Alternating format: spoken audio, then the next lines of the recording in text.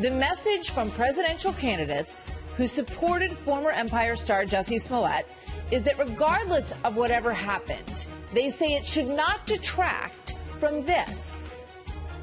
We know in America that bigoted and biased attacks are on the rise in a serious way.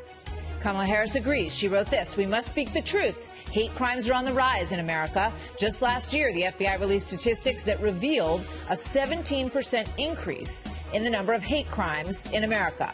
Smollett is hardly the only hoax perpetrated on the public in the name of gaining the aura of what is now referred to as victimhood chic, or convincing the public that Trumpism leads to bigotry.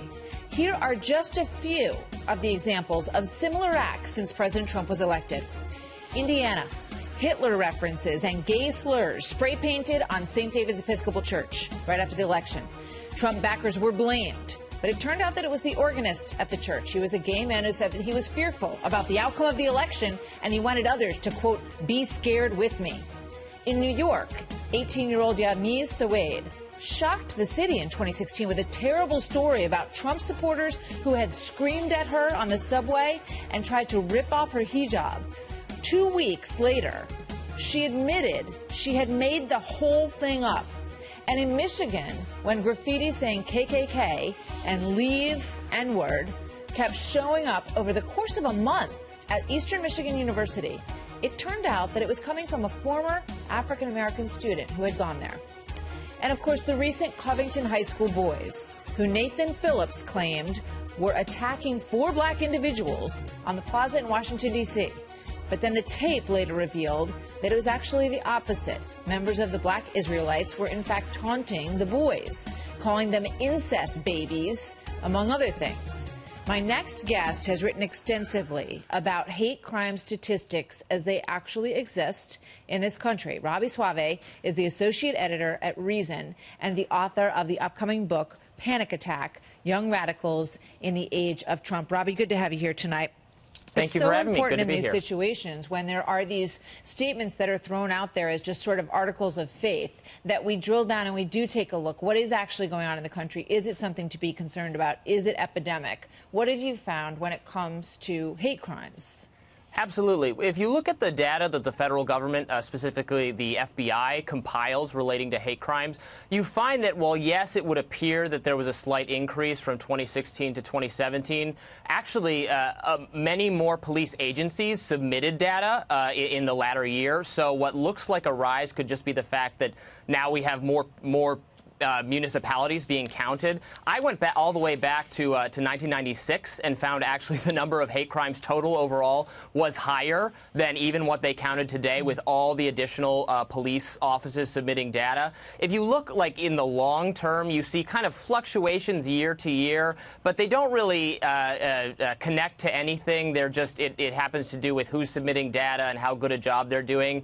It does not support this kind of narrative that the country is getting more frightening and more horrifying for black people, gay people, etc. What do you say, though, to those who would look at that and listen to you tonight and say, you know, a lot of these go unreported, that they hear so much anecdotally, and that they are concerned that these tensions that they trace back to the administration, that they are clearly on the rise out there? What do you say to them? Well, I mean, certainly this is a country of, hundreds of millions of people. So, of course, there are, bad things happening every day. But anecdotes are not a substitute for a more holistic view of what's actually happening, of looking at the statistics, because, unfortunately, some of these anecdotes, like with Smollett, when you look at what actually happened, they don't stand up to scrutiny. We don't know what percentage of the total are like that, but I've investigated a lot of campus incidents that are often not criminal hate incidents, but just bias incidents, and many of them are unsolved. But the ones that do get solved, you do see quite often that there's more to the story, or it's outright fake, which is not to diminish, anyone who was the victim of something terrible, because it does happen. Absolutely not. One of the other things that you read when you look into these numbers and hate crimes and what people are saying about it is that anti-Semitism is on the rise in this country. And we remember, obviously, the horrible killing at the synagogue in Pittsburgh. What do your numbers tell you about that? Right. The media has been all over the statistic that there's been a 57% spike in anti-Semitic hate. This was from the Anti-Defamation League, but I looked specifically at the statistic. Actually, anti-Semitic violence was way down since Trump's election. The increase had to do with bomb threats made by a single person, a teenager who's crazy, who lived in Israel, that he made against Jewish institutions, which is terrible, don't get me wrong. But again, this is not... there's no evidence there that this is some actual increase in violence and that it has something to do with our current political situation. That's a drawing connections that the media sometimes does that are not warranted by what the actual data shows. Interesting piece. Robbie, thank you very much. Good to have you back tonight. My pleasure.